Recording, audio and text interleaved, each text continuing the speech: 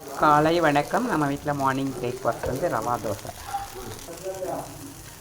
ரவா, அரிசி மாவு, 2 ஸ்பூன் மைதா போடல கோதுமை மாவு சேர்த்துருக்கேன். கேரட்டு கட் பண்ணி நல்லா சீவி போட்டிருக்கேன். ஒரே ஒரு பச்சை மிளகாய், கொத்தமல்லி, சால்ட்டு.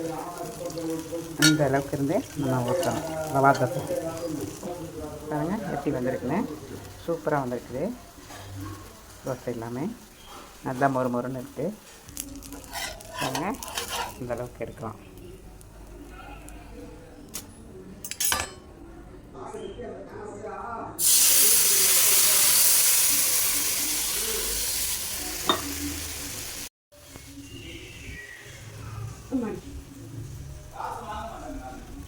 ஸ்டார்ட் பண்ண பாருங்க, ரவா தோசை ரெடி ஆயிடுச்சு.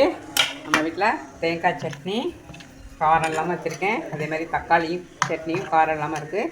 இந்த ரவா தோசைக்கு இந்த சைடிஷ் வந்து ரொம்ப நல்லாயிருக்கும். வீடியோ பிடிச்சிருந்தா லைக் பண்ணுங்கள், ஷேர் பண்ணுங்கள், கமெண்ட் பண்ணுங்கள், சப்போர்ட் பண்ணுங்கள். நெக்ஸ்ட் வீடியோவில் பார்ப்போம். பா.